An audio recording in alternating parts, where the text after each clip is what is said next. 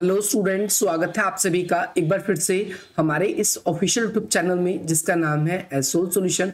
मैं चंदन कुमार हाजिर हूँ आप सभी के सामने अपनी एक और नई वीडियो के साथ। सो गाइस, आज की इस नई वीडियो में हम बात करेंगे उन सभी स्टूडेंट्स के लिए जो स्कूल ऑफ ओपन लर्निंग के स्टूडेंट्स हैं, एनसी वेब के स्टूडेंट्स हैं, या फिर वे सभी स्टूडेंट्स जो दिल्ली यूनिवर्सिटी में किसी भी रेगुलर कॉलेज में पढ़ते हैं। उन सभी के पास में बीए प्रोग्राम का कोर्स है और वो 6 सेमेस्टर के स्टूडेंट्स हैं। उन सभी के पास में 6 सेमेस्टर में हिंदी, सिनेमा और उसका अध्ययन का सब्जेक्ट है, जो कि आपका जेनरिक इलेक्टिव का सब्जेक्ट है, जीई का सब्जेक्ट है। इसके ऑल इम्पॉर्टेंट क्वेश्चंस की हम बात करेंगे जो आप सभी के एग्जाम में पूछे जाएंगे। इस वीडियो के जो ये क्वेश्चंस का पीडीएफ है, इसका लिंक डिस्क्रिप्शन बॉक्स में है और आधे घंटे के लिए जो ये लिंक है वीडियो का, ये बिल्कुल फ्री है। उसके बाद में आपको पेमेंट करनी पड़ेगी। बाकी अगर आपको कोई भी दिक्कत आती है, कोई भी डाउट है, तो आप अपने डाउट्स को यहाँ से भी क्लियर करा सकते हैं। बाकी इस वीडियो को हम स्टार्ट करते हैं। आप सभी के सिलेबस की बात करें तो देखो यहाँ पर आपके टोटल नंबर ऑफ 4 जो है वो यूनिट्स हैं और टोटल क्वेश्चन कितने आते हैं, तो क्वेश्चन आपके 8 आते हैं। तो यहाँ पर आप सभी को पता है कि 8 क्वेश्चन के हिसाब से एक यूनिट से कितने क्वेश्चन, मिनिमम 2 क्वेश्चन तो आपके लगभग बनने की प्रबल संभावना है। तो यहाँ पर हम सभी क्वेश्चंस की भी बात करेंगे और उसके आंसर्स की भी बात करेंगे, कैसे आंसर्स आप सभी को करने हैं। और अगर कोई टॉपिक आप लोगों को समझ नहीं आ रहा, एग्जाम में फिर भी आ गया, तो आप उसको कैसे अटेंड करेंगे। इसके बाद में एक क्वेश्चन आप सभी को ये भी याद रखना है कि आप सभी के पेपर में ना केवल क्वेश्चन आंसर बल्कि इसके अलावा 2 चीजें और भी पूछी जाएंगी जो हम इस वीडियो के एंड में डिस्कस करेंगे, क्योंकि उसको हमने लास्ट में असाइन किया है। इंपॉर्टेंट क्वेश्चन के साथ में हम उसको भी डिस्कस करेंगे। तो फर्स्ट क्वेश्चन आपकी स्क्रीन पर ये आ चुका है, जिसमें आपसे पूछा गया है हिंदी साहित्य और सिनेमा में क्या अंतर है। सबसे पहली बात तो आपको इस पूरी बुक को करने से पहले सिनेमा है क्या, सिनेमा के बारे में आपको काफी डिटेल होनी चाहिए। सिर्फ हम सिनेमा को फिल्म के रूप में नहीं देख सकते या फिर एक थिएटर के रूप में हम सिनेमा को नहीं देख सकते, ये बल्कि इससे कई आगे है। तो चलिए सबसे पहले हम सिनेमा को समझेंगे, क्योंकि जब आपको सिनेमा क्लियर होगा तभी आप साहित्य और इसमें अंतर स्पष्ट करेंगे। और ये वाला क्वेश्चन करने के बाद में ही आप ये वाला क्वेश्चन भी कर पाएंगे, साहित्य और सिनेमा की भाषा में क्या अंतर है और साहित्य और सिनेमा में क्या अंतर है। देखो दोनों में कुछ कॉमन चीज आपको दिख रही होगी, दोनों में साहित्य और सिनेमा की ही बात चल रही है और दोनों में डिफरेंस पूछे जा रहे हैं। तो आपसे पेपर में क्वेश्चन इस तरीके से भी पूछा जा सकता है। और सेकंड क्वेश्चन जो है आप सभी के लिए कि कला के रूप में सिनेमा की व्याख्या कीजिए। तो कला के रूप में जब सिनेमा पूछा जाएगा तो उसका आंसर क्या होगा, चलिए स्टार्ट करते हैं। तीनों क्वेश्चन का आंसर अभी आप 2 मिनट के अंदर समझने वाले हैं, अगले ही 2 मिनट के अंदर। तो यहाँ पर सबसे पहली बात तो सिनेमा होता क्या है, हम सबसे पहले ये समझेंगे।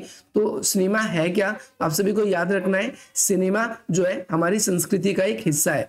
अगर हम अपने जीवन में कोई कला के रूप में बात करते हैं तो बहुत सारी कलाएं होती है हमारे जीवन में, और उन सभी कलाओं को जब हम पर्दे पे दिखाते हैं तो वो एक सिनेमा का रूप बन जाती है। ध्यान से समझना है, जब हम अपनी कलाओं को पर्दे के ऊपर दिखाते हैं तो वो एक सिनेमा का रूप बन जाती है। आज के समय में और जब स्टार्टिंग में सिनेमा बना था, उन दोनों के अंदर कुछ बेसिक से डिफरेंस थे। उनमें बेसिक से डिफरेंस क्या थे कि पहले ये था कि अगर कोई व्यक्ति अगर अपनी कला को, जैसे फॉर एग्जांपल के तौर पे कोई जोकर है वो, या फिर कोई हंसी का कोई कॉमेडियन है, अगर वो भी अपनी बात को, या कोई खेल दिखाने वाला वो अगर पर्दे पर अपनी चीज को दर्शा रहा है तो वो एक सिनेमा का रूप बन जाता था। लेकिन आज के समय में सिनेमा को हम, नाटकों को हम सिनेमा के अंतर्गत हम सोचते हैं कि वो आता ही नहीं। सिनेमा का मतलब सुनते के साथ ही हमारे मन मस्तिष्क में केवल एक ही भावना प्रबल रूप से जगती है, जिसका नाम है फिल्म। हम हमेशा सोचते हैं कि फिल्म ही होगी, परंतु ऐसा नहीं है। सिनेमा जो है वो शुरू से ही या तो व्यावसायिक रही है या फिर अव्यावसायिक रही है। व्यावसायिक का मतलब क्या है कि कई ऐसी सिनेमा या कई ऐसी फिल्में हैं जिन्हें या तो बिजनेस पर्पस के हिसाब से बनाया जाता है, और कुछ फिल्में ऐसे भी हैं जिसे समाज में सोशल चेंजेस के पर्पस से बनाया जाता है। जैसे पहले के ज़माने में या पहले के समय पे बहुत सारी ऐसी फिल्में हुआ करती थी जिन्हें अव्यावसायिक रूप से या समाज के अंदर ज्ञान को बढ़ाने में, जागरूकता को लाने में, इसके लिए बहुत सारी फिल्में बनाई जाती थी। आज के ज़माने में भी गवर्नमेंट की तरफ से अगर हम देखें तो बहुत छोटी छोटी क्लिप्स या एड्स बनाए जाते हैं, जिससे हम समाज में एक नया जागरूकता लाया जा सके। लेकिन ये जागरूकता कब पैदा होती है, ये जागरूकता आखिर समाज में, सोसाइटी में कब आती है, जब ये नॉन प्रॉफिटेबल होती है। ज़्यादातर आपने देखा होगा गवर्नमेंट की तरफ से बहुत सारी स्कीम्स जब नई नई लॉन्च की जाती है, या फिर गवर्नमेंट की तरफ से जब कोई आप सभी को कुछ खास योजना के बारे में वर्णन करना होता है, तो वो कुछ ऐसे एड्स बनाते हैं जो एक फिल्म के रूप में होते हैं। तो या फिर ऐसे ही पहले के समय पे बहुत सारे नाटक बनाए जाते थे जिसका मूल उद्देश्य समाज की जो मानसिकता है उसमें परिवर्तन लाना होता था। तो सिनेमा को आजकल के लोग बहुत ज्यादा ऐसे होते हैं जो आनंद के रूप में देखते हैं कि फिल्म देखने के बाद में हमारे जो दिमाग है उसके अंदर जो भी ऐसी बातें चल रही थी तो वो सारी बातें जो नॉर्मल हो जाएं। ये ध्यान रखना है कि सिनेमा सिर्फ आनंद का ही एक रूप नहीं है। सिनेमा अगर आज हम देखें तो समाज की विचारधारा कैसी है या समाज में एक विचारधारा अपना कैसा प्रभाव डाल सकती है, इसके बारे में भी हमें वर्णन किसके अंदर मिलता है, सिनेमा के अंदर वर्णन मिलता है। ये आप सभी को याद रखना है। सिनेमा देखते ही आज के समय में हमारी बहुत सारी ऐसी सोच है जिसमें वृद्धि होती है। हम कई सारे अलग अलग कैरेक्टर को समझकर हम अपनी सोशल लाइफ को उसके अंतर्गत देख पाते हैं, समाज कैसे बदल रहा है, ये सारी की सारी चीज़ें हमें सिनेमा के रूप से प्रकट होती है। जैसे आज हम बात करें ग्रामीण इलाके हैं और जो शहरी इलाके हैं उनमें बहुत ज़्यादा भिन्नताएं पाई जाती है। ना केवल रोजगार, ना केवल शिक्षा, ना केवल रीति रिवाज, ना केवल रहन सहन, इसके अलावा बहुत सारे लोग ऐसे हैं जो शहर की सोसाइटी से बिल्कुल कटे रहते हैं, जिन्हें पता ही नहीं होता शहर में आखिर क्या क्या चीजें हैं। तो एक तरीके से सिनेमा उन सभी को शहर में क्या क्या चल रहा है या क्या क्या टेक्नोलॉजी विकसित हो रही है, इन सब चीज़ों के बारे में धीरे धीरे सिनेमा के थ्रू गाँव को नॉलेज भी मिलती रहती है। तो सिनेमा हमने देखा कि केवल आनंद का रूप ही नहीं है, सिनेमा केवल व्यवसाय के लिए ही नहीं है, बल्कि सिनेमा आज के ज़माने में एक जनसंचार और मनोरंजन के रूप में भी बन चुका है। एक कहावत कही जाती है कि एक चित्र जो होता है वो 1000 से ज़्यादा शब्दों को बयां कर सकता है, यानी उन सभी घटनाओं को हम उस चित्र के अंदर देख सकते हैं जो हमें पढ़ के बताया जाएगा। एक उदाहरण देना चाहूँगा मैं आप सभी को। अगर आप न्यूज़पेपर पढ़ते हो तो न्यूज़पेपर में एक डायग्राम लगाया जाता है, चित्र लगाया जाता है।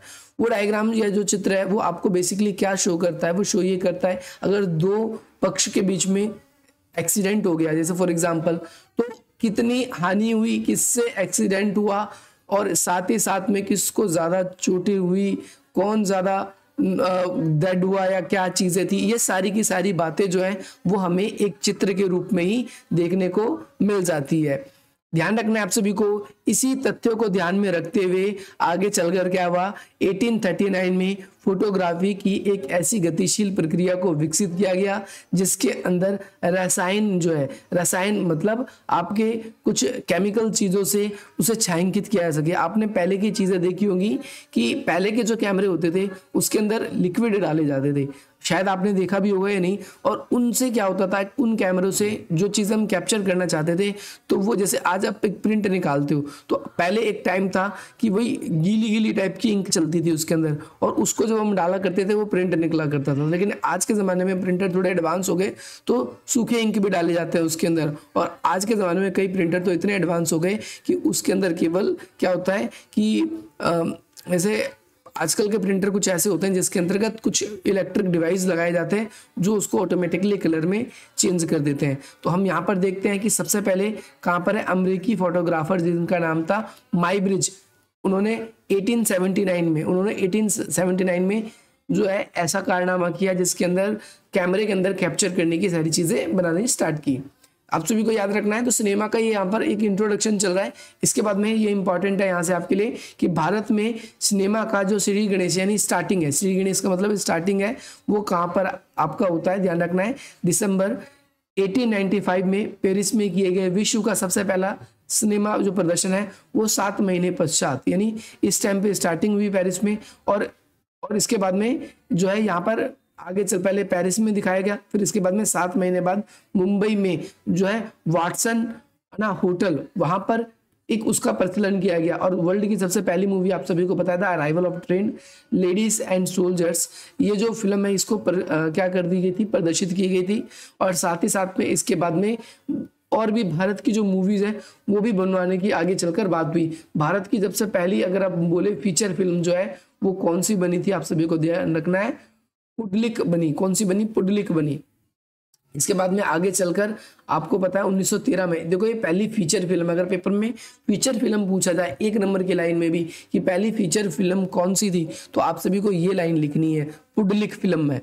इसके बाद में अगर आपसे पूछा जाए कि भारत की सबसे पहली जो है फिल्म कौन सी थी, जो आपको ध्यान रखना है दादा भाई जो फाल्के बोला जाता है ना, जी फाल्के, है ना, यानी डूडीराज, ठीक है, डी फाल्के का मतलब किससे है, डूडीराज, है ना, गोविंद फाल्के, इन्होंने एक मूवी बनाई थी 1913 में जिसका नाम था राजा हरिश्चंद्र, और ये फिल्म ऐसी थी जो बोल नहीं सकती थी, आप सभी को ध्यान रखना है। इसके बाद में कई सारी फिल्में तैयार हुई जिसमें आपके कुछ नाम भी हैं, जिसमें सावित्री सत्यवान है, आपका भस्मासुर है, ये कुछ फिल्में ऐसी फिल्में जो बनी। लेकिन आगे चलकर हमने देखा कि कुछ और भी फिल्में बनती है, जैसे आप देखोगे 1917 में राजा हरिश्चंद्र का नवीन संस्करण तैयार किया गया जिनका नाम था लंका दहन। और आगे चलकर फिर हमने देखा कि भाई अभी तक जो फिल्में बन रही थी वो ऐसी फिल्में थी जिनमें साउंड नहीं होता था, लेकिन आगे चलकर आप देखोगे पहली बोलती फिल्म जो है, भारत की सबसे पहली बोलती फिल्म जो है आरदेश्वरी ईरानी, इनके द्वारा आलम आरा बनाई गई। ये कब बनाई गई थी, 1931 में बनाई गई थी। ईरानी ने इस फिल्म में हिंदी भाषा का चुनाव किया था, आप सभी को याद रखना है। इसके अलावा इसको कई और भी भाषाओं में डब किया गया था, जिसमें आपका तमिल, तेलुगु और हिंदी। आप सभी के लिए एक क्वेश्चन ऐसे भी हिस्ट्री के अंदर इसके अंदर आने वाला है कि भारतीय सिनेमा का इतिहास बताइए, तो ये क्वेश्चन आप सभी को उसमें भी फायदा देगा, ध्यान रखना है आप सभी को। इसके बाद में सिनेमा जो है आज के जमाने में इतिहास का चौथा, फॉर एग्जाम्पल चौथा दशक अगर हम बोले तो पहला दशक क्या था, 1890s के करीब था, दूसरा दशक 1905 के करीब आया, फिर 1912 के करीब में, और फिर 1931 के करीब में। ये जो फिल्मों का जो दौर आया, चौथा दशक जो था, इसमें काफ़ी कुछ चेंज हो गया। इसमें हमने देखा कि गीत जुड़ गए, संगीत जुड़ गए इसी में, और कई सारी ध्वनियाँ जो है इसको भी इसके अंदर ऐड ऑन कर लिया गया, आप सभी को याद रखना है। साथ ही साथ में फिल्मों में नए नए तरह के कौशल के थ्रू नई नई चीज़ें और ज़्यादा डेवलप करने लगे। और इसके बाद में 1937 में पहली, आपको यहाँ ध्यान रखना है यहाँ पर, क्योंकि चीज़ें स्किप करके भी चलनी है, जो इंपॉर्टेंट है केवल वहाँ से आपको लिखनी है कि भाई 1937 में बनी दुनिया, एक फिल्म थी जिसका नाम है दुनिया ना माने, है ना, अनमोल विवाह के विषय पर लेकर बनी थी। और 1939 में क्या है कि आदमी फिल्म प्रेम का वह समाज में सामने रखती है जिससे व्यक्ति असफल होकर भी सफल नहीं होता, यानी असफल होकर भी सफल नहीं होता। यहाँ पर एक मूवी और निकल के यहाँ पर आती है। तो इस तरीके से बहुत सारी फिल्में बनाई गई, अलग अलग फिल्में अलग अलग टाइम पे बनाई गई है, ध्यान रखना आप सभी को। तो फिल्में आखिर है क्या, इसके बारे में एक हल्का सा इंट्रो आप सभी को मिल चुका है। इसके बाद में नीचे आप यहाँ देखोगे तो कला के रूप में सिनेमा, और इसके बाद में आप सभी को साहित्य के बारे में पढ़ना है। तो इसके अंदर आप लोगों को ये वाला इंपॉर्टेंट कॉन्सेप्ट है। तो सिनेमा आखिर है क्या, कैसे कैसे भारत के अंदर सिनेमाओं का विकास हुआ, ये आप सभी को अब तक क्लियर हो गया। कुछ मूवीज़ के नाम आप सभी को याद रखने हैं जो आप सभी के एग्जाम में आप पे अच्छा इम्पैक्ट डालेंगे। इसके बाद में कला के रूप में सिनेमा की अगर हम बात करें तो कला आखिर है क्या, तो ध्यान रखना है कला जो है अंग्रेजी के एक शब्द है जिसको बोलते हैं आर्ट, ART, आर्ट। आर्ट शब्द से निकला है जिसका साधारण से शिल्प या निपुण विशेष से लिया गया है, यानी ऐसा व्यक्ति जो शिल्प यानी पत्थर के ऊपर कुछ कलाकृति करता है या फिर किसी कार्य में वो बिल्कुल निपुण है, तो वो क्या कहलाता है, आर्ट। बाद में कला जो है यानी आर्ट जो है इसको छंद, वाद्य, नृत्य, वास्तुतः, मूर्तिकला, ऐसे बहुत सारे आर्ट बनाए गए। और आप सभी को ध्यान रखना है, एक डाटा आप सभी को मिल रहा है कि 64 कलाओं को आर्ट का रूप मिला, यानी 64 विषयों को आर्ट के रूप में जाना जाता है। इसीलिए बहुत से विद्वान ऐसे हैं, इसलिए आपको ध्यान रखना है, बहुत से विद्वान कला शब्द का प्रयोग जो है नाक बो सिकोड़ते हैं, यानी बहुत अलग अलग तरीके की बात है कि कोई अपने अंदर एक ऐसी खूबी रखता है जो दूसरों से अलग है, तो वो भी आज के ज़माने में कला ही कहलाता है, ध्यान रखना है। अब कला के अंदर आगे चलकर साहित्य को भी जोड़ दिया गया है, ध्यान रखना है आप सभी को, किसको, साहित्य को भी जोड़ दिया गया है। और साहित्य की बात करें तो काव्य की बात हो रही है, किसकी, काव्य की। तो काव्य भी एक साहित्य के रूप में, कला के रूप में है। और कला में इसके अंदर हम देखते हैं कि व्यक्ति इसके अंदर कम से कम शब्दों में कितनी अच्छी बातें बयां कर सकता है, यह भी एक कला का ही एक रूप माना जाने लगा था, आप सभी को याद रखना है। इसके बाद में कला की अनुभूति होने से सौंदर्यता बोध और आनंद जो व्यक्ति एक लेता है ये 3 माध्यम से होता है, या तो शब्द से या रूप से या फिर नाद से। सिनेमा शब्द, रूप और नाद सुंदरता का अभिप्राय यानी अभिव्यक्ति है। यानी अगर हम किसी चीज़ की सुंदरता को दर्शाते हैं तो या तो शब्दों से या फिर उसके रूप से या उसके नाद से। तो ये तीनों तरीके ऐसे हैं जिससे किसी चीज़ की सुंदरता को दर्शाया जा सकता है, अभिव्यक्त किया जा सकता है। इसके अलावा सिनेमा की बात करते हैं हम, तो सिनेमा आज भी एक कला के रूप में जाना जाता है, ये आप सभी को याद रखना है। इसके अलावा सिनेमा आजकल कला के रूप में हो गया है और पश्चिमी ज़्यादातर सोच जो है सिनेमा पे हमेशा से ही हावी रही है। और साथ ही साथ में आज के भारतीय सिनेमा जो है उसके अंदर अगर हम बात करें तो उसके अंदर पूर्वी यानी भारत का और पश्चिमी जो है गुण, ये दोनों के दोनों देखने को मिलता है, आप सभी को याद रखना है। इसके साथ साथ यहाँ पर बताया गया है कि सिनेमा को हमेशा मनोरंजक का माध्यम समझा गया है, इसीलिए इसके अंदर गंभीर कलाओं के रूप में इसे स्वीकार नहीं किया जा सकता। यानी कोई बस मेनली लोगों को ये क्या करती है, केवल लोगों को एक आप ये कह सकते हो कि लोगों के लिए एक मनोरंजन का साधन है ये, और इसीलिए इसको बेसिकली इस प्रकार से बनाया जाता है। आज के ज़माने में जितने व्यावसायिक या व्यापारी कहेंगे तो ये बेसिकली इसको इस तरीके से बनाते हैं ताकि समाज में, सोसाइटी में क्या कर सके, अपनी जो भी बातें हैं या जो भी स्क्रिप्ट्स हैं उसको इस तरीके से पेश करें ताकि उससे वो अधिक से अधिक लाभ कमा सके। आप सभी को याद रखना है। इसके बाद में सिनेमा कला की सबसे बड़ी विशेषता ये है कि भाई आज के समाज में इसने क्या कर रखा है, पूरी तरीके से जो मार्केट्स है उसको कैप्चर कर रखा है। सिनेमा एक बहुत बड़ा प्रचार का रूप भी बन चुका है और साथ ही साथ समाज की जो समस्याएं हैं उन समस्याओं को बेसिकली उठाता है और समाज में इंस्टेंटली उन समस्याओं का किस तरीके से समाधान लाया जा सकता है इसको भी वो दर्शाने का काफी हद तक प्रयास करता है। आजकल की कई फिल्में आप देखोगे जो रिसेंटली घटना घटी है उन घटनाओं को उठाया जाता है उसके अंदर और उन्हें फिल्मों में क्या किया जाता है, प्रकट किया जाता है। और एक कला के रूप में हम इसको इस तरीके से देखते हैं कि भाई सिनेमा के अंदर आज के ज़माने में बहुत सारी चीज़ें ऐड हो चुकी हैं, ऐसे गुण जो आपके अंदर है और दूसरों के अंदर नहीं है और वो आपको दूसरों से अलग बनाता है, तो वो भी एक कला का ही एक रूप माना जाता है। जीविका के रूप में आज के ज़माने में कला और सिनेमा दोनों ही साथ मिलकर बहुत अच्छी भूमिका निभा रहे हैं और आज के समाज में बहुत सारे लोगों को एक नए व्यवसाय के रूप में जो है सिनेमा और कला दोनों ने क्या किया है, लोगों को रोजगार भी दिया है या फिर लोगों को हम ये कह सकते हैं कि अपनी जीविका के लिए नए नए साधन भी उपलब्ध करवाए हैं। ना केवल सिनेमा ने केवल देश के अंदर कलाकारों को उत्पन्न किया, ना केवल देश की विचारों को और दूसरे जगहों तक पहुंचाया, बल्कि एक पर्टिकुलर एरिया जो है या क्षेत्र जो है उसकी पूरी विश्व में एक अलग ही पहचान भी बनाई है। ये भी आप सभी को याद रखना है। ये 3 क्वेश्चन ऐसे थे जो एक दूसरे से रिलेटेड थे। अब आपको ये बताना है कि भारत में हिंदी सिनेमा का उद्भव कैसे हुआ और इसका विकास कैसे हुआ, यानी हिस्ट्री की बात करते हैं तो आप यहाँ पर ध्यान रखेंगे। तो भारत के अंदर अगर सिनेमा की बात करें हम तो भारत का सिनेमा का इतिहास जो है वो लगभग 100 वर्ष से भी ज़्यादा पुराना हो चुका है। इस सफ़र में अगर हम देखें तो बहुत सारी ऐसी फिल्में जो हमारे दिल को छू जाती है, तो कुछ फिल्में ऐसी भी हैं जो तनाव को उबारने में क्या करती है, मदद करती है। यानी बहुत सारे हम थोड़े से डिप्रेस्ड हो जाते हैं तो उस जगह हमें भी हेल्प करती है।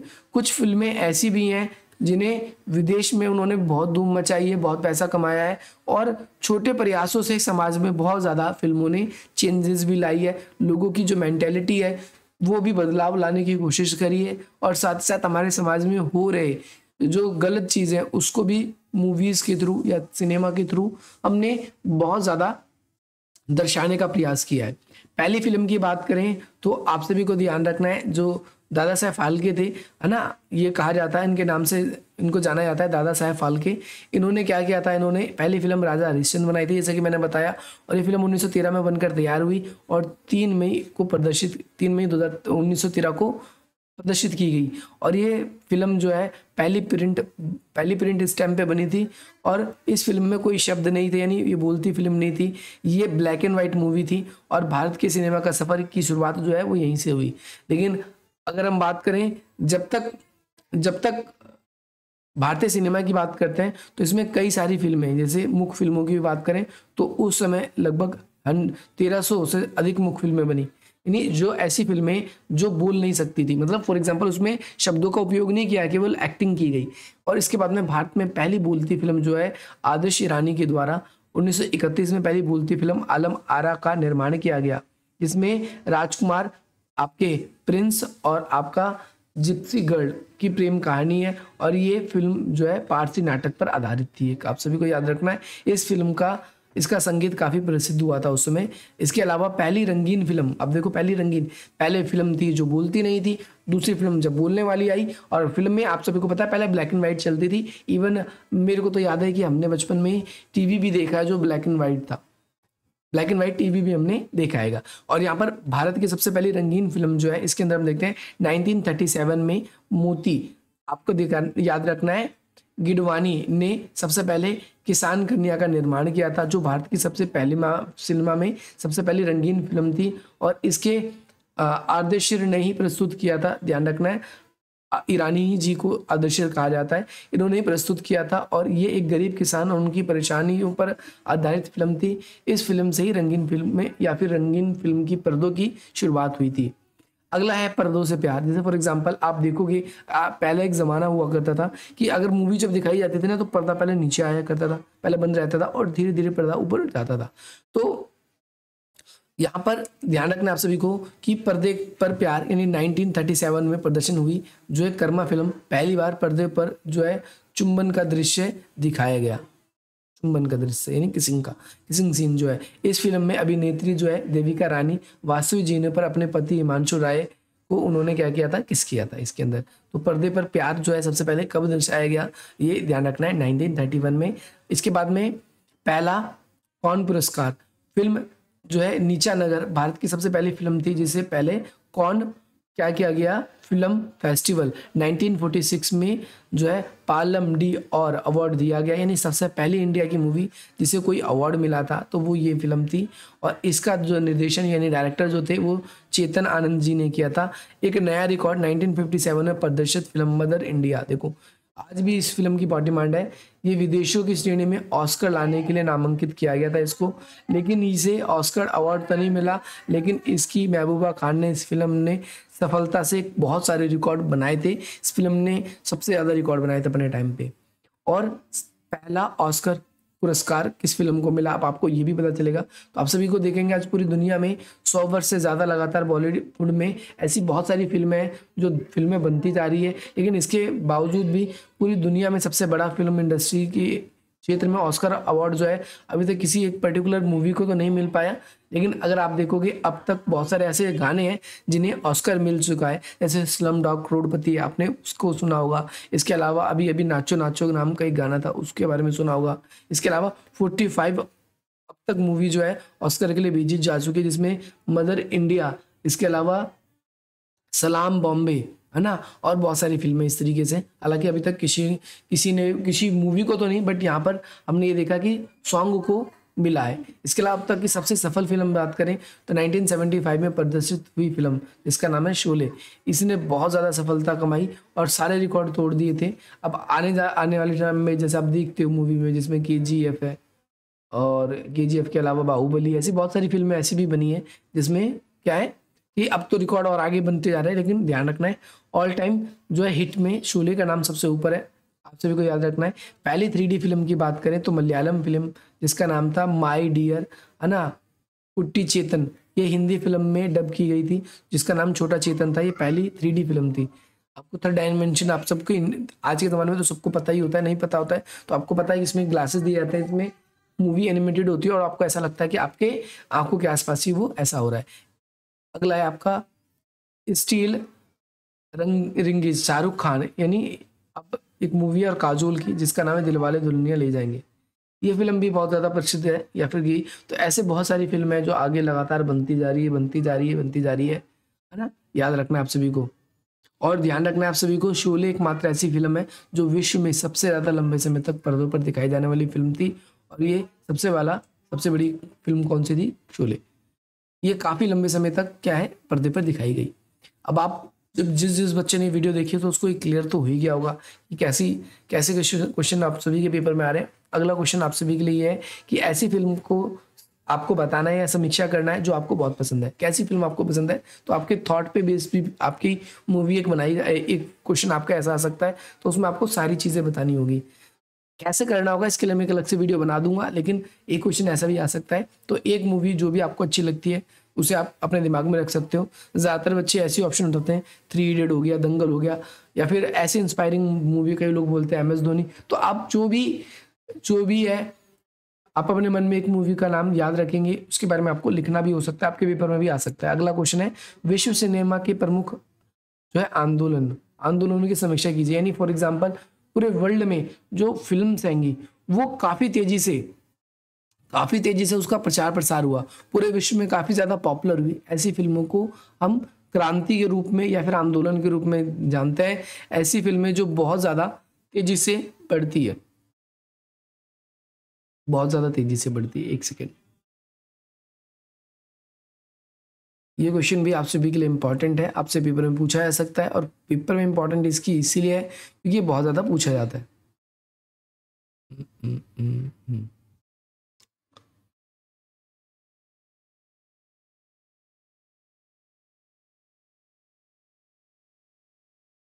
क्वेश्चन है, चलो अभी इस वाले क्वेश्चन को अलग से हम डिस्कस करेंगे, या फिर इसके लिए एक अलग वीडियो बनेगी। इस वाले क्वेश्चन में आखिर करना है क्या है, मैं आपको ऐसे समझा देता हूँ कि आपको ऐसी मूवीज का नाम लिखना है जो वर्ल्ड वाइड फेमस हुई, और ऐसे देश जो पहले सिनेमा को ज़्यादा वैल्यू नहीं देते थे, लेकिन उन देशों में भी धीरे धीरे फिल्में बनने स्टार्ट हो गई। आप सभी को याद रखना है। नेक्स्ट क्वेश्चन आप सभी के लिए ये है, सिनेमा के प्रमुख प्रकारों का वर्णन करें। प्रमुख प्रकार क्या है इसके बारे में जैसे यहाँ पर आप लोगों के लिए बताया गया है, सिनेमा के प्रमुख प्रकार।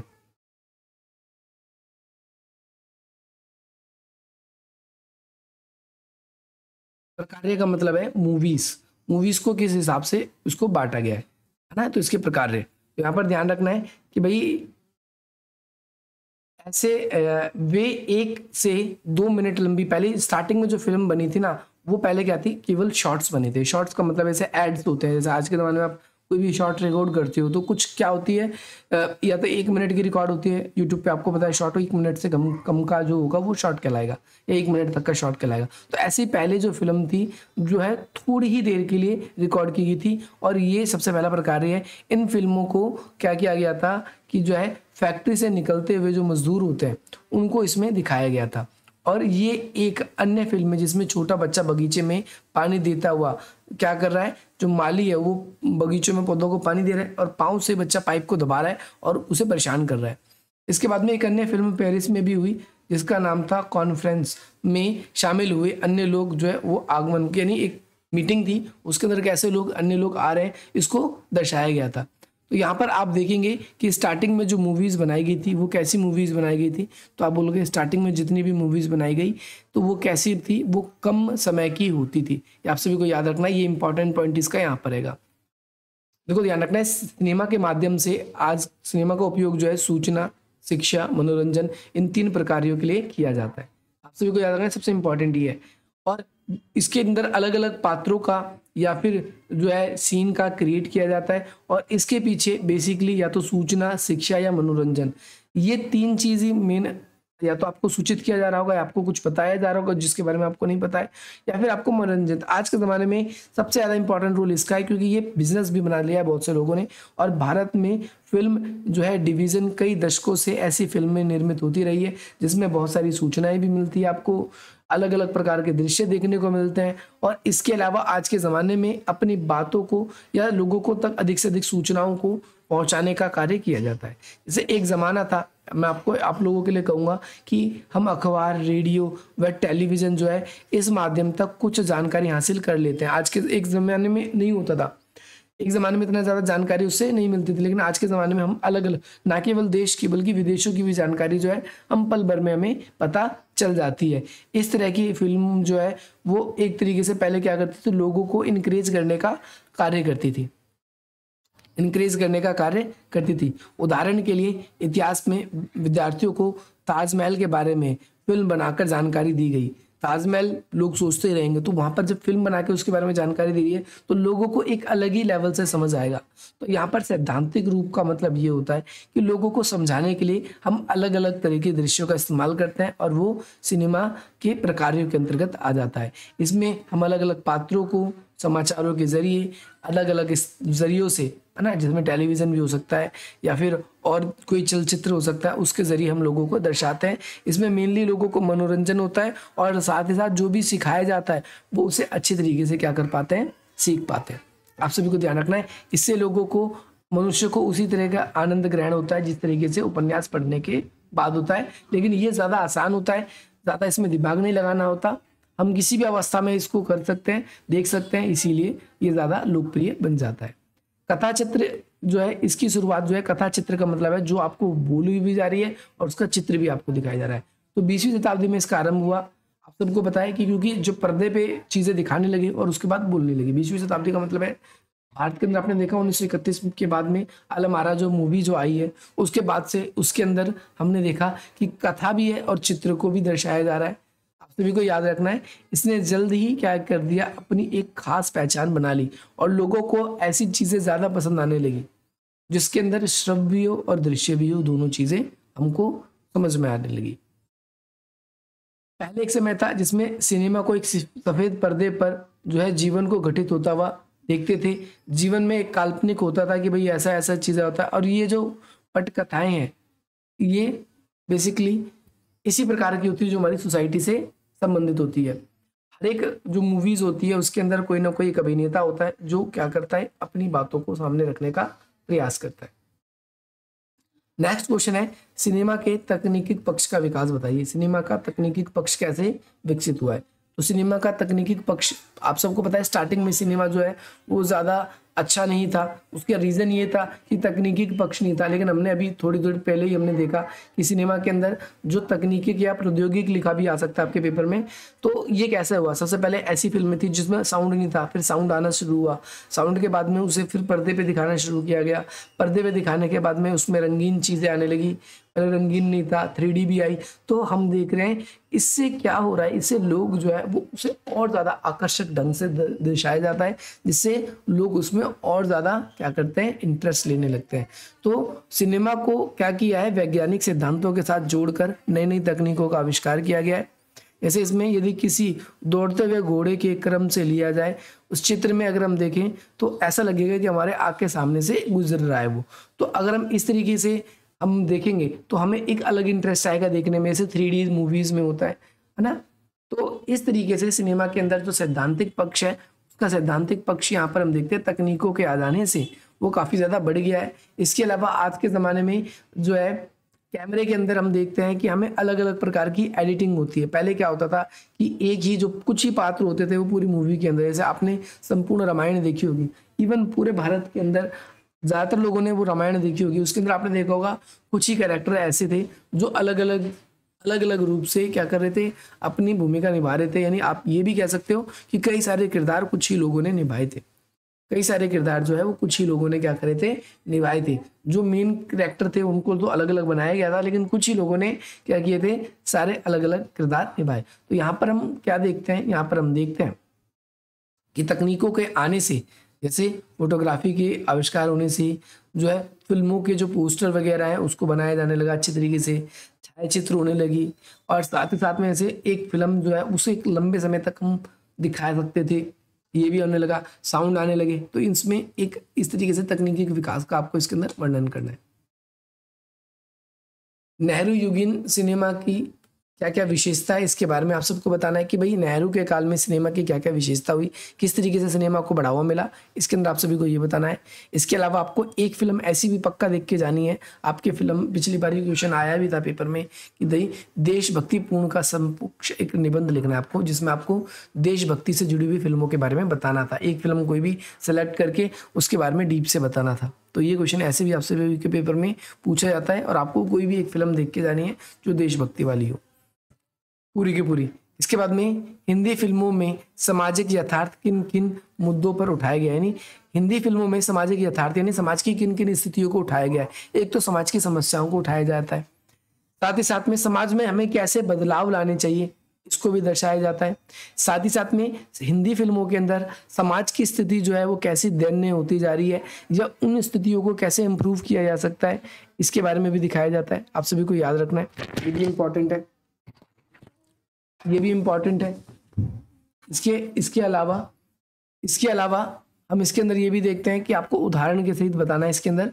और हिंदी फिल्में जैसे आज करंट के जो टॉपिक्स हैंगी, जो काफ़ी विवादित हैंगी, उन विवादित विषयों पे भी मूवीज़ बनाने का प्रयास करती है, या फिर ऐसी मूवीज़ जो हमारी संस्कृति के ऊपर आधारित है। क्योंकि ज़्यादातर लोग जैसे आजकल की फिल्में अगर आप देखोगे तो उसमें ऐसे ही दिखाया जाता है, पुराने के पुराने कैरेक्टर्स को उठाए जाएंगे या पुरानी कोई धारावाहिक है उस उन सब चीज़ों को उठाया जाएगा और उसके बाद में उनको कुछ नए ढंग से प्रस्तुत किया जाएगा ताकि लोग जो है उसके अंदर और ज़्यादा इंटरेस्ट लें। पुराने लोग तो इंटरेस्ट ले ही लें, लेकिन जो नए लोग हैं वो भी उसके अंदर धीरे धीरे अपना इंटरेस्ट जो है बनाते रहे। अगला क्वेश्चन आप सभी के लिए ये है कि शॉर्ट कितने प्रकार का होता है, उनके नाम सहित इसका आपको वर्णन करना है। देखो ये इंपॉर्टेंट है, इसका एक अलग से पीडीएफ था लेकिन वो अभी थोड़ा सा मिसिंग है, तो अभी हम बुक से ही देखेंगे, जो कि बिल्कुल जैसे इस तरीके से जैसे आसान था वो बिल्कुल आसान पीडीएफ मैंने बना रखा है। वो भी मैं आप लोगों के लिए ग्रुप में असाइन करवा दूंगा। आपने अगर ग्रुप टेलीग्राम ज्वाइन नहीं किया है तो ज्वाइन कर लें। 1200 से प्लस लोग एक ग्रुप में जुड़े हैं जो कि चैनल है, और डिस्कशन में 800 से प्लस लोग जुड़े हुए हैं। शॉर्ट के ऊपर अब इसके अंदर बताया गया है, शॉर्ट से रिलेटेड क्वेश्चन जो है इस ये भी आपके पेपर में आता है। अच्छा, जो जो स्टूडेंट्स ये देख रहे थे कि नेहरू के काल में, तो ये सेम क्वेश्चन आपके पेपर में अगर ये क्वेश्चन लिखा हुआ आता है, जैसे नेहरू वाला क्वेश्चन था ना, ये बहुत सारे बच्चे कंफ्यूज हो सकते हैं इस जगह पर, मैं आपको दिखा देता हूँ। जैसे नेहरू युगीन सिनेमा के समानांतर तुलनात्मक विवेचना कीजिए, तो ये वाला क्वेश्चन और ये वाला क्वेश्चन दोनों सेम ही है, कुछ अलग नहीं है, क्योंकि आज़ादी के बाद की बात हो रही है। आज़ादी के बाद में सिनेमा का विकास कैसे हुआ, हिंदी सिनेमा में क्या क्या खास हुई, इसमें आपको क्या क्या करना है। इसमें कुछ इंपॉर्टेंट फिल्मों के नाम याद रखना है, जैसे इस दौर में क्या क्या फिल्में बनी थी। जैसे हिंदी में दहेजों के खिलाफ कुछ फिल्में बनी, या फिर समाज के अंदर आना आवारा कुछ फिल्में थी, जिसमें अब दिल्ली दूर नहीं, कुछ नाम नाम याद रखना है आप सभी को इन फिल्मों को। मदर इंडिया हो गई, है ना। इसके बाद में कठपुतली हो गई, ये फिल्म एक इम्पॉर्टेंट है आप सभी के लिए। और दायरा हो गया। कुछ ऐसी फिल्मों के नाम आप सभी को जरूर याद रखने हैं जो आपके पेपर में इस तरीके से पूछे जाते हैं। आपसे पूछा भी जा सकता है, देखो यहाँ पर ये क्वेश्चन यहाँ पर है, वो क्वेश्चन सेम है कि आज़ादी के बाद देश में निर्माण और चुनौतियां, निर्माण व चुनौती की उम्मीद में अभिव्यक्ति नेहरू युगीन समाप्ति के साथ कमजोर पड़ने लगी। यानी ये टाइम ऐसा था जो वर्ल्ड में क्या इंडिया के सिनेमा का सबसे गोल्डन टाइम था, इसमें एक से बढ़कर एक फिल्में बनी। लेकिन नेहरू के बाद में फिल्मों का जो दौर है वो क्या होने लगा, थोड़ा कमजोर होने लगा, क्योंकि फिल्मों में ज़्यादातर ऐसी जिसमें अमीर जो है गरीबों को कैसे लूटते हैं, पूंजीवादी फिल्में ऐसी बनने लगी जिसपे मजदूर यूनियन वगैरह फिल्मों के अंदर दिखाने लगे कि मजदूर यूनियन जब स्ट्राइक करते हैं तो मजदूरों का एक मसीहा निकल के आता है। ऐसी ऐसी कुछ खलनायक हो गया, ऐसी फिल्में बनने लगी थी। इसके बाद में आप सभी ध्यान रखेंगे 1960 के बाद में हिंदी सिनेमा जो है वो हाशिए पर पहुंचने लगा। हाशिए पर पहुंचने का मतलब है कि वो ज़्यादा अच्छी स्टोरीज उसमें नहीं आ रही थी, उसमें ज़्यादातर प्रेम कहानी ये वो ये सारी चीज़ें ही केवल रहती थी। लेकिन आगे चल के जब शोले आई तो शोले ने एक हिंदी सिनेमा को एक और अलग दिशा दी। शोले के बाद से ही हिंदी सिनेमा थोड़ा सा और इंटरेस्टिंग रूप से दिखाया जाने लगा। आप सभी को याद रखना है। आपके पेपर में अगर समानांतर सिनेमा की बात कर दे तो समानांतर सिनेमा का मतलब अब नेहरू युगीन का आ जाएगा तो आप लोग लिख देंगे। देखो समानांतर सिनेमा जो है और नेहरू युगीन सिनेमा, नेहरू युगीन सिनेमा के अंदर आपको मूवीज के नाम याद रखने हैं, क्योंकि इसमें ज़्यादा कुछ नहीं है। मूवी में उछल कूद फाइट वगैरह वो सारी चीज़ें दिखाई जाती थी, और हिंदी सिनेमा का जो पतन का काल था वो नेहरू के बाद का काल माना था। अब से मैं समानांतर सिनेमा क्या है इसके बारे में बता देते हैं। तो आप सभी को ध्यान रखना, इस दौर में पूर्ण रूप से प्रभात स्टूडियो के प्रसार में भारत सरकार ने फिल्म और टेलीविजन जो है स्थापना करी। भारत सरकार ने उस समय टेलीविजन की स्थापना करने की शुरुआत कर दी, और आपको ध्यान रखना है प्रभात स्टूडियो के नेतृत्व में हुआ ये काम। इसके बाद में कई सारे अभिनेता, निर्देशक जो है, साउंड रिकॉर्डर वगैरह, ये सारी के सारे क्या है, ये नए नए युवा पीढ़ी सामने हमारे आने लगते हैं इस टाइम पे। और इसके जैसे आज के ज़माने में एक टाइम पीरियड था जिसके अंदर शाहरुख, सलमान, है ना, इसके बाद में आमिर खान, अजय देवगन, अक्षय कुमार, ये एक हीरो का एक अलग टाइम था। अब वो उनका टाइम जाने लगा है, तो आजकल के जो हीरो आ रहे हैं उनकी फिल्मों का ना सर होता है ना ताल होता है, इसलिए ना तो बॉलीवुड की फिल्म कोई पसंद करता है ना और कुछ। इसीलिए साउथ की मूवीज जो है उनकी स्टोरीज अच्छी होती है, लोग उस तरफ ज़्यादातर भागते हैं। आप सभी को ध्यान रखना है। इसके अंदर और कुछ इंपॉर्टेंट है, 1 मिनट।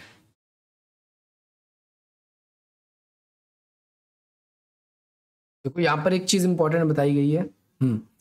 हिंदी सिनेमा बेसिकली अब क्या है, व्यावसायिक सिनेमा बन गई है, उसका कोई आदर्श नहीं रहा है। यानी पहले जैसे एक मोरलिटी होती थी कि सिनेमा दिखाया जा रहा है उसका, आज के ज़माने में जो केवल है इसका मेन उद्देश्य ये है अधिक से अधिक लाभ कमाना, और इसीलिए ऐसे मुद्दों पर ही फिल्म बनाई जाती है जो आजकल लोग बाग देखना चाहते हैं, है ना। चाहे वो प्यार मोहब्बत से संबंधित हो, चाहे वो कोई खास घटना घट गई देश के ऊपर तो उसके ऊपर फिल्म बना दी, किसी एक पर्टिकुलर कैरेक्टर है जिसने महत्वपूर्ण भूमिका भारत के अंदर निभाई है तो उसके ऊपर मूवी बना दी।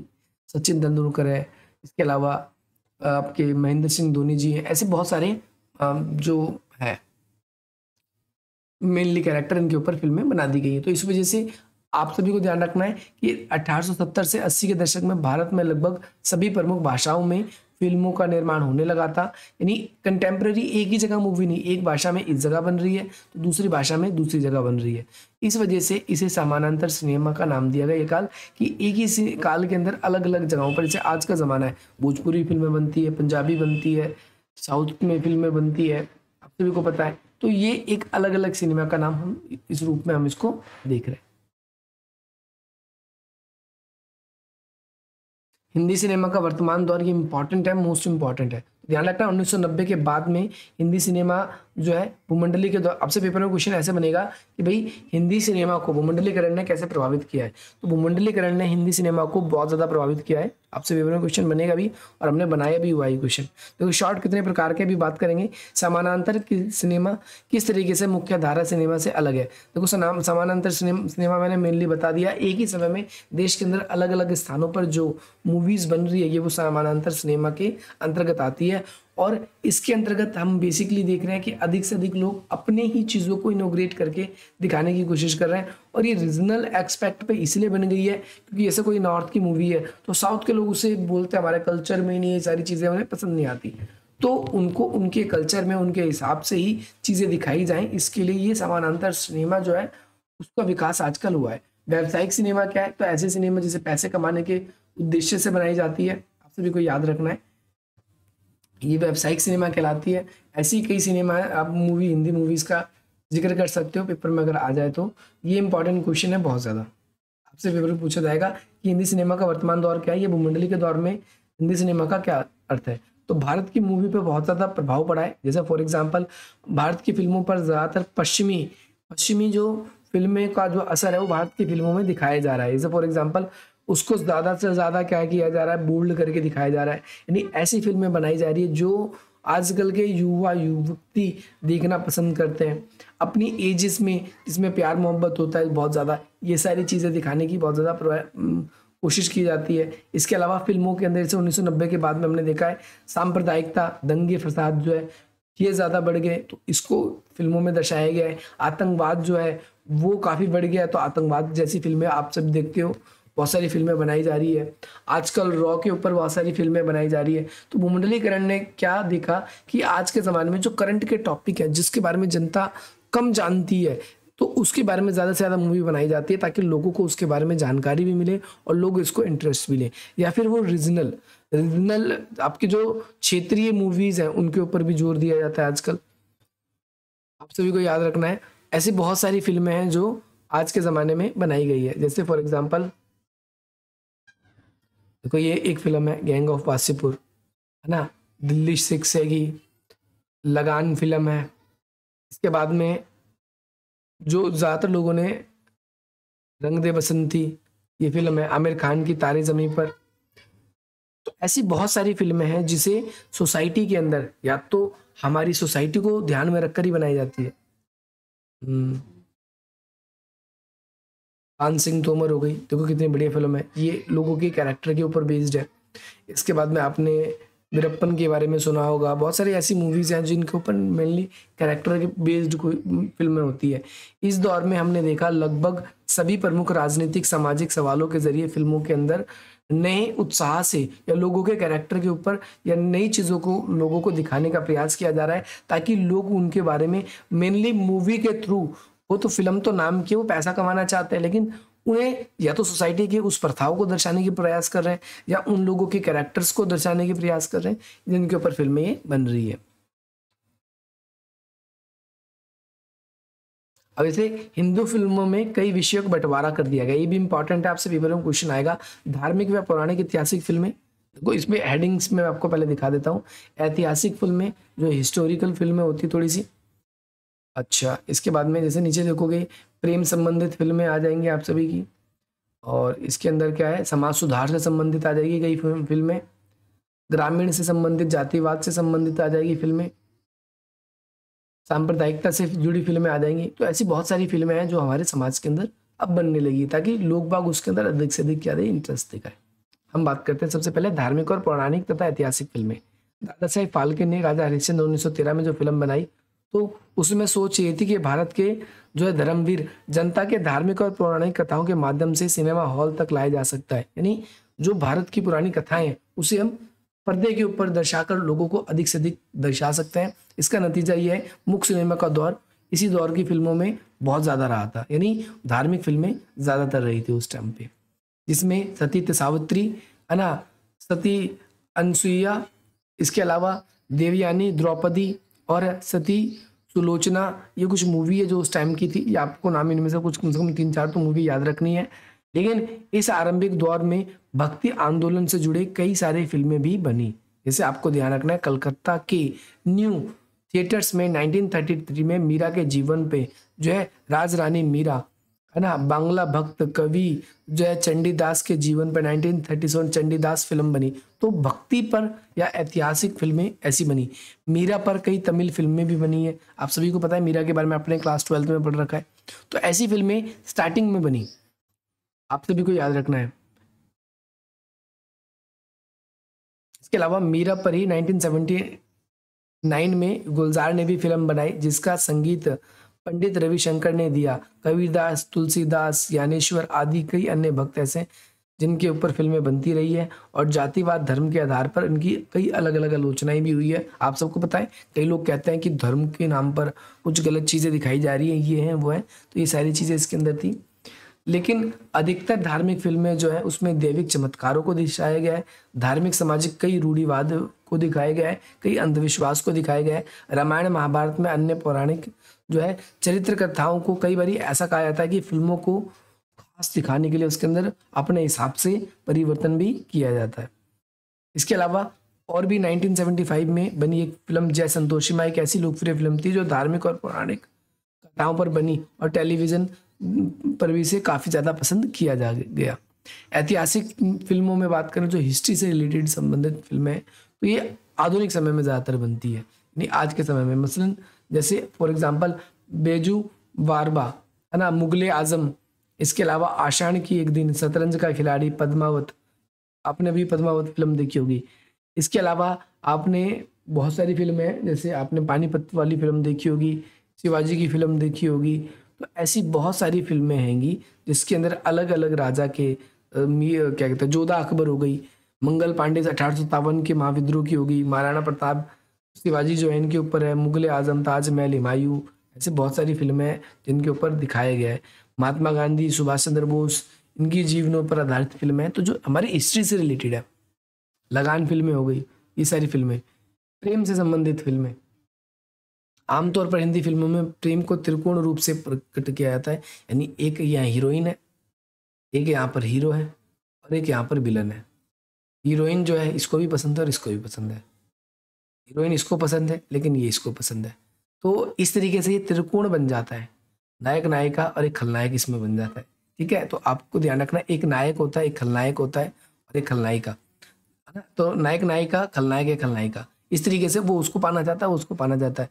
तो नायक और नायिका के मिलन में ये थलपत्र मतलब उपस्थित रहता है, ये तीनों के तीनों। इस तरीके से आपने कई फिल्में बनी होगी, अंत में नायक और नायिका का जो है मिलन हो जाता है, दिल वाले दुल्हनिया ले जाएंगे, ऐसी बहुत सारी फिल्में है ना, जिसके अंदर हम ये सारी की सारी चीज़ देखते हैं, जिसमें नायक कई बार जो होता है नायिका को पाने के लिए अपने क्या नाम है, जो तीसरा कैरेक्टर है विलन का, उसको परास्त कर देता है। तो ऐसी बहुत सारी फिल्में, कुछ फिल्मों का नाम तो याद करने की भी जरूरत नहीं है, इसमें आपको ध्यान रखना है। जैसे मुगले आजम में अकबर सलीम का विवाह एक जो है खनिज से करने के लिए तैयार नहीं होता, लेकिन अंत में उस धर्म की है, क्योंकि उस धर्म की आगे चलकर उसकी फिल्म हो जाती है। ऐसी बहुत सारी फिल्में हैं। आज आजकल की जो सिनेमा है उसमें स्त्री और पुरुष के संबंधों को काफ़ी जटिलता से दिखाया गया है। ऐसे कई सारे प्रयत्नों को दर्शाया गया है। मसलन अगर हम बात करें, विवाहित स्त्री अन्य पुरुषों से संबंध लेकर कई फिल्में बनाई जा रही है, जैसे आजकल की फिल्में, जिनमें अलग अलग तरह की चीज़ें हैं। इसमें सेक्स हो गया, हिंसा हो गई, है ना, और साथ ही साथ में क्या कहते हैं, मसालों को इंगित किया जाता है। यानी फॉर एग्जाम्पल ऐसे मसलों को, ऐसे चीज़ों को कॉम्प्लिकेटेड रूप से ये त्रिकोण करके जो है दिखाया जाता है। लेकिन आज के ज़माने में कई सारी फिल्में ऐसी हैं जिसे हम किस कैटेगरी में डालें ये थोड़ा सा कहना मुश्किल हो जाता है। जैसे फॉर एग्जांपल, है ना, एक अनुराधा है और तीसरी कसम है, और जो है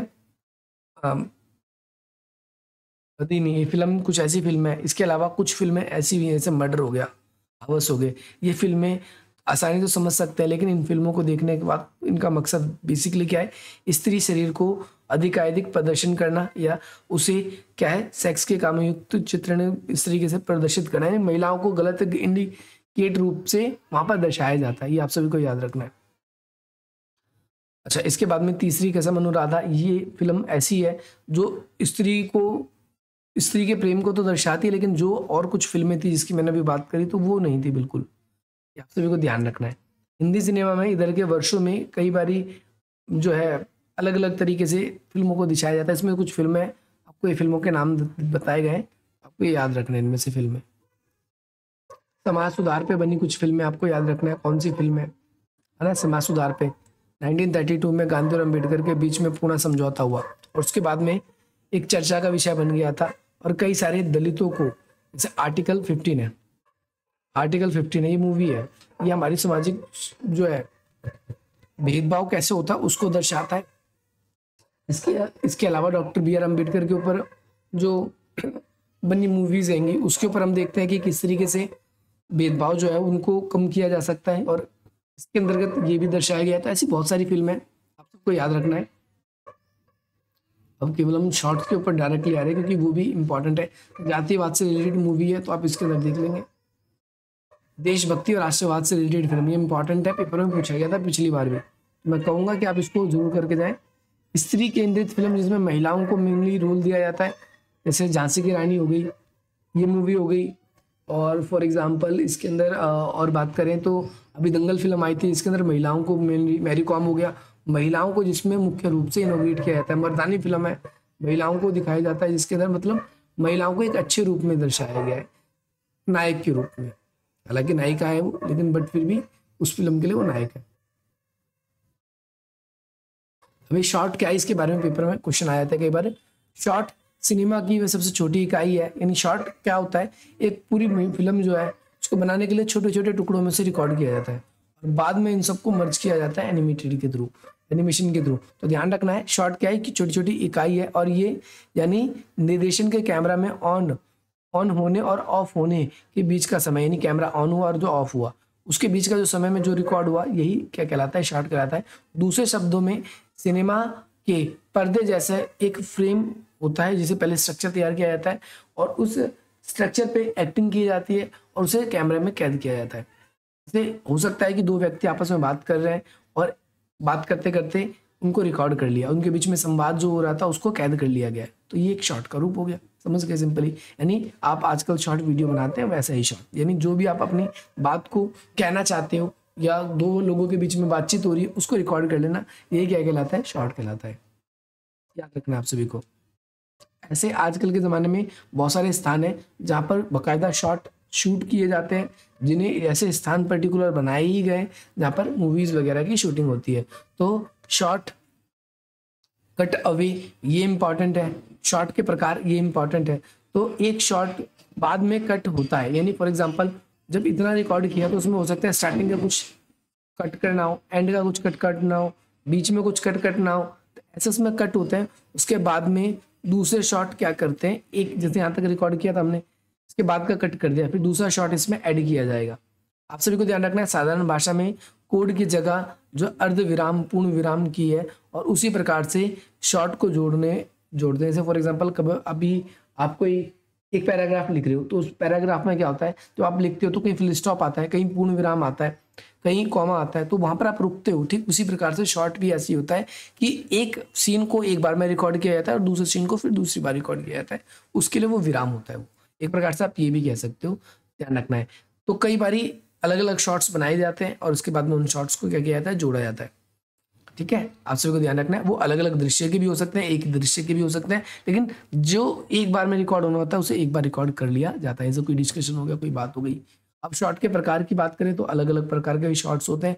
जैसे बताया गया है बर्ड आई व्यू शॉट, तो यह शॉट फिल्मकार द्वारा जो है लोकेशन को स्थापित करने के लिए बहुत ऊपर से लिए जाते हैं, बहुत ऊपर से लिए जाते हैं, जिसे बोलते हैं बर्ड आई शॉट व्यू। यानी आजकल जैसे ड्रोन से भी लिया जा रहा है या हेलीकॉप्टर से कोई शूट लिए जा रहे हैं, है ना, तो ये क्या किया जाता है, ये क्या कहलाता है, बर्ड आई शूट। जैसे फॉर एग्जांपल कुछ रेस्क्यू चल रहा है, ऊपर से देखने की कोशिश कर रहे हैं, जंगलों में कोई छुपा हुआ है, तो ये ध्यान रखना है, ये कौन सा कहलाएगा, बर्ड आई शूट कहलाएगा। अगला है आपका आपका मास्टन शॉट। तो इसे क्या बोलते हैं, आपका स्टेब्लिशिंग शॉट भी कहा जाता है। इस फिल्म में इसमें क्या होता है कि फिल्म की कहानी में किस जगह की और किस जो है परिवेश की है, इसको बताने के लिए अक्सर शॉट, इस तरीके का शॉट इस्तेमाल किया जाता है। यानी फिल्म कहाँ की है, कहाँ पर इसको दर्शाया जा रहा है, इसको दर्शाने के लिए हम क्या करते हैं, इसी शॉट का उपयोग करते हैं। आप सभी को याद रखना है। इसके बाद में मास्टर शॉट, मास्टर शॉट को क्या बोलते हैं, ये ध्यान रखना है। इसके बाद में मास्टर शॉट और ये शॉट दोनों सेम ही था। फुल शॉट, इसमें एक कलाकार जो है उसके पूरे शरीर को दर्शाया जाता है, जिससे आपका लॉन्ग शॉट भी कहा जाता है। इसके जरिए कलाकार के हाव भाव को, एक्शन रिएक्शन को दर्शाया जाता है। मिड शॉट का मतलब है कलाकार के शरीर के ऊपरी हिस्से को, कंधे को या सर तक के हिस्से को, जहाँ तक पासपोर्ट साइज फोटो होती है उसको दर्शाया जाता है ना। मिड क्लोजअप शॉट, इसका मतलब होता है कि हाव भाव को बारीकी से दिखाने के लिए कंधे से चेहरे तक को दिखाया जाता है। आपका क्लोजअप, इसमें क्या है होता है कि एक चरित्र के भाव को करीब के चेहरे के ऊपर से नीचे तक दिखाया जाता है, ये क्लोजअप होता है। जैसे फिल्म शुरू होने से पहले किसी हीरो की एंट्री होती है, विलन की एंट्री होती है, तो बिल्कुल क्लोजअप शॉट किया जाता है। आपका अगला अगला बताया गया आपका एक्सट्री में मेक्लॉज अप। इसके अंदर क्या होता है, इसके अंदर चेहरे के भाव को रिकॉर्ड किया जाता है, लेकिन यह शॉट कलाकार के अलावा किसी अन्य वस्तु के भी हो सकते हैं। ये ध्यान रखना है, कलाकार के अलावा किसी अन्य चीज़ों का भी। हम शॉट किसी जगह का हो गया, जैसे आजकल मूवी में होता है ना कि लोकेशन कितनी बढ़िया, पहले उसको भी ज़्यादा तवज्जो दी जाती है। आप सभी को याद रखना है। तो ये बहुत सारे शॉट हैं, आसान आसान से शॉट दिए गए, आप इनको याद कर लेना। ठीक है, इसके अलावा वैश्वीकरण के बाद भारत की फिल्मों में आए हुए बदलाव, देखो बहुत सारे फिल्मों में बदलाव आए। आप आज के ज़माने की जितनी फिल्में और एक पुरानी फिल्म, कोई भी एक पुरानी फिल्म देख लो, कोई भी एक पुरानी फिल्म, मदर इंडिया ही देख लो, और आज की फिल्म देखो, आज रिसेंटली जो आ रही है, तो वो कैसी फिल्में आ रही हैं, आपको कैमरे से लेकर सब कुछ बदलाव दिखेगा। तो ये क्या कहलाता है, आप सभी को याद रखना है, ये कहलाता है आप सभी का वैश्वीकरण के बाद में आए बदलाव। ये याद रखना है आप सभी को।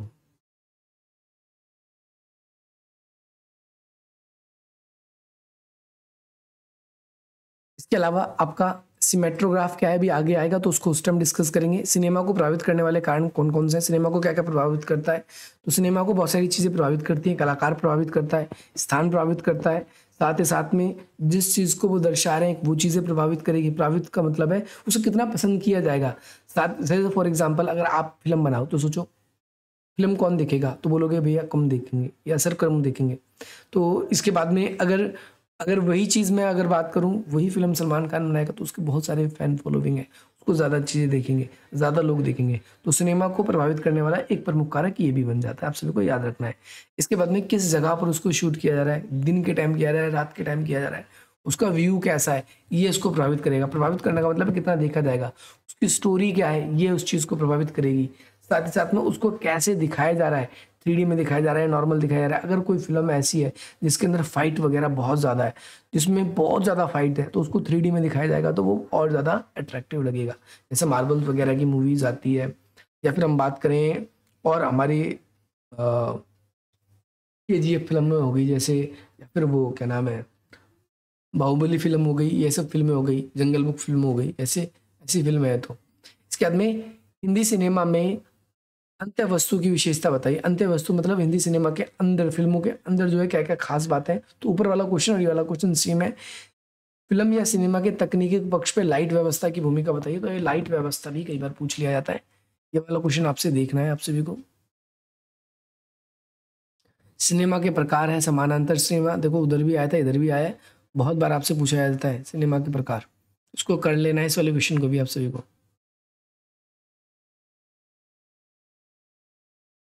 कैमरामैन, सिस्मोग्राफ, देखो यहाँ पर आएगा, ये सारी चीजें यहाँ पर आ जाएंगी। कैमरामैन, सिस्मोटोग्राफ, है ना। तो कैमरा तथा सिस्मोटोग्राफ के बिना फिल्म नहीं बन सकती, यानी कोई कैमरामैन नहीं होगा तो उसे रिकॉर्ड कौन करेगा। वे सभी कार्य जो कैमरा की तकनीकी सहायता से होते हैं, कैमरा चाहे वो स्टैंड हो गया या फिर कैमरा का जो हो गया स्पीड हो गया, लेंस का चुनाव हो गया, है ना, या फिर कैमरा कौन से इस्तेमाल किया जाएगा, किस पोर्शन से कौन सी चीज़ व्यू अच्छी आएगी, ये सारी चीज़ें जो है कुशल कैमरामैन की हमें आवश्यकता होती है, ध्यान रखना है। साथ ही कैमरा हमें ये भी बताता है कि भाई कैमरामैन से हमें ये भी पता होना चाहिए कि फिल्म का निर्देश क्या होना चाहिए, उसी हिसाब से उसको शूट किया जाएगा और उसी उसी हिसाब से जो सारे के सारे वॉइस है वो या वो सारी चीज़ें उसके अकॉर्डिंग ही ली जाएगी।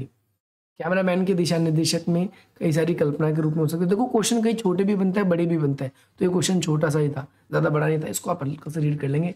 लाइट व्यवस्था की बात करें तो लाइट व्यवस्था में तकनीकी पक्ष में एक महत्वपूर्ण अंग है, यानी लाइट जितनी अच्छी होगी फिल्म उतनी अच्छी होगी। तो दृश्य में कैमरे को प्रभावशाली ढंग से बंद या चालू करने के लिए लाइट व्यवस्था होनी चाहिए, यानी कैमरा में तभी अच्छे से चीज़ें कोई रिकॉर्ड होगी। जैसे आज के ज़माने में रात की फिल्में जो है, ये रात के सीन हो गए, वो लोग बाग ज़्यादा पसंद करते हैं। जैसे फॉर एग्जांपल रात के टाइम पे शूटिंग हॉरर फिल्म की हो गई, या हम देखते हैं रात के समय में जो है ड्राइविंग का हो गया, तो इस तरीके से उसके लिए लाइट व्यवस्था होना बहुत ज़रूरी है। इंडोर शूटिंग के लिए भी पावर बल्ब की ज़रूरत होती है, और सूरज की रोशनी में भी कैसे, यदि ज़्यादा है तो उसको कम करनी है, अगर वो कम है तो कैसे उसे ज़्यादा करना है, उसमें कृत्रिम लाइट की व्यवस्था कैसे की जाएगी, ये सारी की सारी चीज़ें हम इसके अंदर आते हैं। शूटिंग के दौरान अलग अलग प्रकाश के स्रोत होते हैं जो लाइट मैन करता है। साउंड रिकॉर्डिंग में ये वाला भी इंपॉर्टेंट है, और साउंड रिकॉर्डिंग के बाद में कैसे डबिंग किया जाता है ये भी इंपॉर्टेंट है। तो ये दोनों देखो मुश्किल नहीं है, साउंड इफेक्ट ये भी इंपॉर्टेंट है। तो ये छोटे छोटे क्वेश्चन के अंदर आपसे पूछे जाएंगे, ध्यान रखना है आप सभी को। और इस तरीके से नेक्स्ट में आपका इसके अंदर आएगा सिनेमा का दृश्य, तकनीकी के स्पेशल शॉट्स, आइटम गीत, ये भी पिछली बार पेपर में आया था। आइटम गीत पे ही आते हैं हम, और भी क्वेश्चन देख लेते हैं। देखिए आइटम गीत का प्रयोग समाज को कैसे प्रभावित कर रहा है।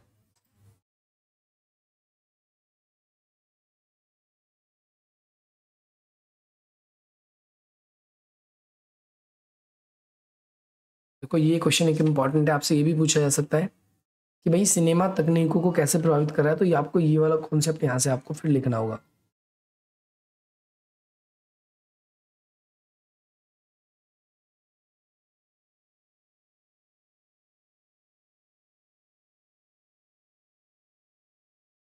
देखो अलग अलग तरीके से आइटम की नीचे है, ये क्या था देख लेते हैं।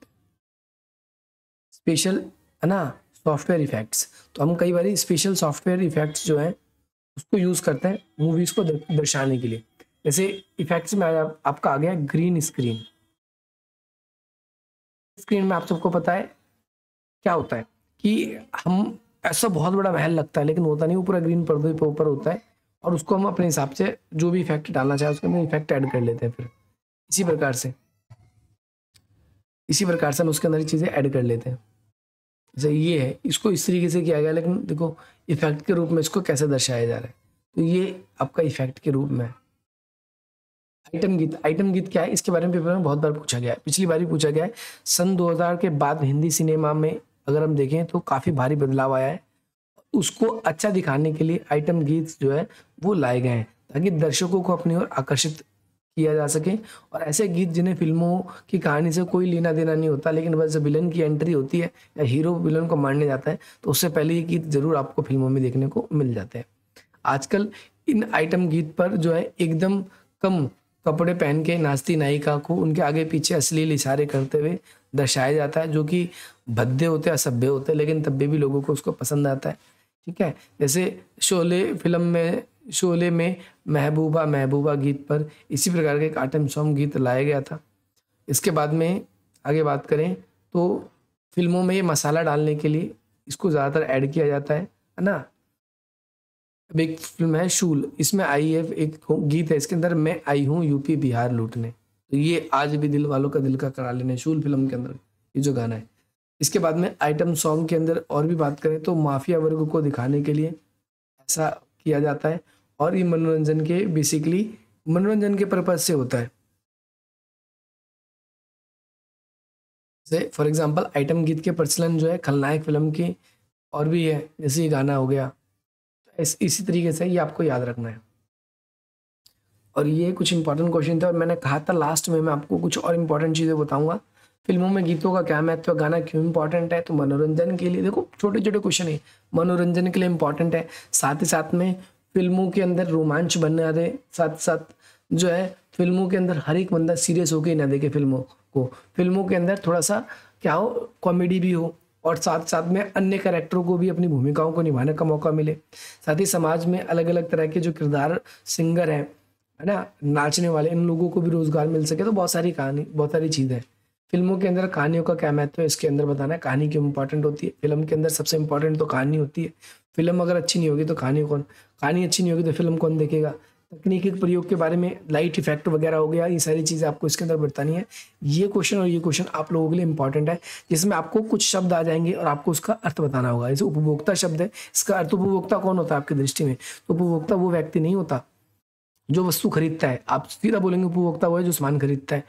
हर एक सामान खरीदने वाला व्यक्ति उपभोक्ता नहीं कहलाता। उपभोक्ता केवल वही व्यक्ति कहलाता है जो वस्तु को खरीदता है और फिर बाद में उस वस्तु को पुनः उपयोग भी करता है। ठीक है, जब तक आप वस्तु को खरीदोगे नहीं, उपयोग नहीं करोगे, तो आप उपभोक्ता नहीं कहलाओगे। फॉर एग्जाम्पल, मैं दुकानदार हूँ, मैंने ये सामान यूज नहीं करना, लेकिन मैं गया मार्केट से, फैक्ट्री वाले से, वो सामान मैंने खरीदा उससे और फिर मैंने बेच दिया। सामान खरीदा तो मैंने, और फिर मैंने उस सामान को बेच दिया।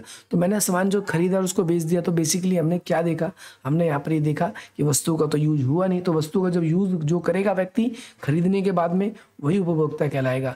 इसी प्रकार से कुछ और शब्द भी आपके पेपर में आ सकते हैं। यहाँ पर आपसे और पूछा गया है कि भाई वाक्यों का पदक्रम ठीक करना होगा आपको, यानी सेंटेंस लिखे आएंगे कुछ आपके पास में। लास्ट वाली यूनिट के अंदर आप इस क्वेश्चंस को देख लोगे, सेंटेंस लिखे हुए आएंगे आपकी, और उस सेंटेंस के अंदर जो होंगी लाइनें आगे पीछे करके लिखी होगी। जैसे इसमें लिखा हुआ है, उपभोक्ता संस्कृति ने कलाओं को विकृत बाजारू तो बनाया ही भी किया है। अब देखो यहाँ पर क्या है, उपभोक्ता संस्कृति ने कलाओं को बाजारू तो बनाया ही है और किया भी है। तो ये इस तरीके से आप इसको अरेंज करके लिखना होगा आपको। तो ये वीडियो आपको कैसी लगी आप ज़रूर बताना, और प्रैक्टिस के लिए कुछ दिया गया है, बाकी नहीं भी आएगा तो पेपर ज़्यादा बड़ा नहीं आएगा। अगर आप लोग हमारे साथ जुड़ना चाहते हैं आप हमारे साथ जुड़ सकते हैं। बाकी डिस्क्रिप्शन बॉक्स में वेरियस लिंक है, आप उन लिंक्स को देखो, यूज़ करो, और बाकी मिलते हैं हम आप सभी से अपनी अगली वीडियो में। जय हिंद, जय भारत।